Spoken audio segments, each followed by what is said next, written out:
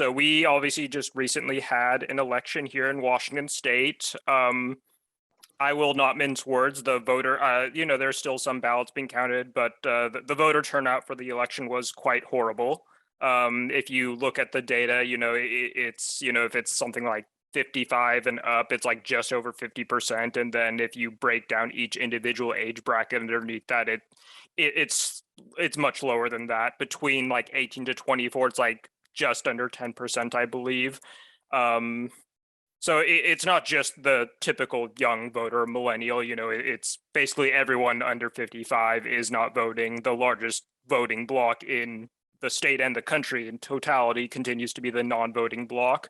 So so I guess my actual question, instead of just my commentary, is, we have people here who obviously want to be leaders. What exactly can we do to try to actually drive up civic participation among the student body? Because at the end of the day, if young people or people in general aren't voting, then there's much less political reason to really adhere to issues that we care about in totality.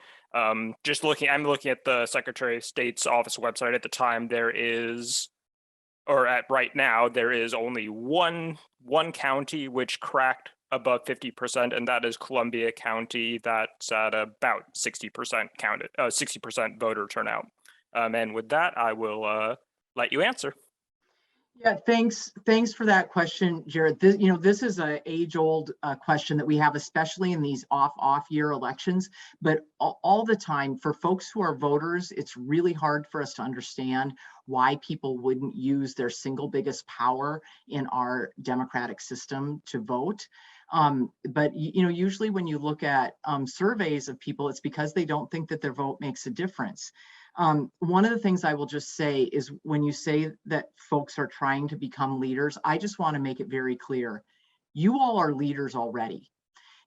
To me, leadership is, those are skills that you exercise. They're not about whether or not a person is or isn't a leader. They're about skills that people try and exercise.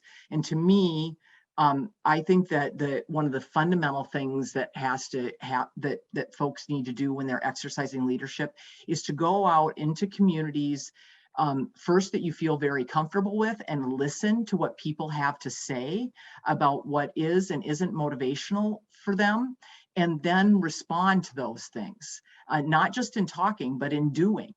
And then as you get more comfortable listening to peers and folks in your community that you feel comfortable with, moving beyond that to places where you don't feel comfortable.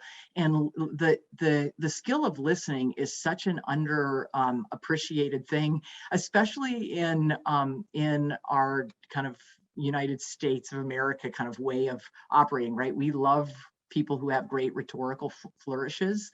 But folks should maybe read the book Quiet, which is about the power of introversion, and how introverts sometimes could help those of us like me who are total extroverts really listen, and then try to help shape questions that help people want to be more engaged. But it all comes from a listening perspective of being able to listen to what's on people's minds, so that you can then try and work on how to motivate them, help motivate them through action, I think is the fundamental thing that we could do. Awesome. So MJ had a question, was, what do you do to take care of yourself? I am engaged with community. I'm the worst person in the world to answer this question, MJ, probably, but that's not totally true. Our son is in school at Western, so it's just my wife and I here. I got up early this morning and I just decided I'm not doing anything to my speaking gig.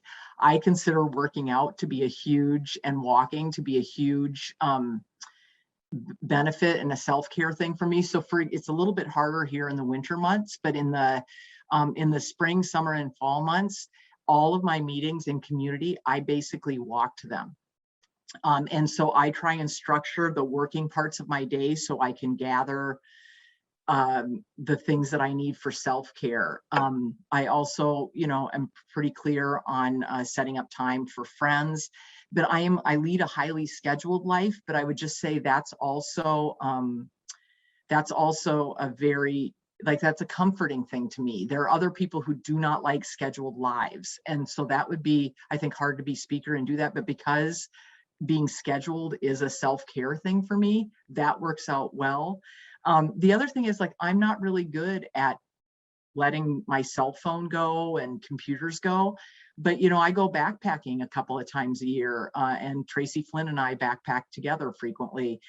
That's a thing that I enjoy, and that I'm in places where I couldn't get cell phone reception no matter how bad I wanted it. So I kind of structure things to do self-care when I'm not good at doing my own self-care sometimes. So, but I would not argue to you that I am the best person at that.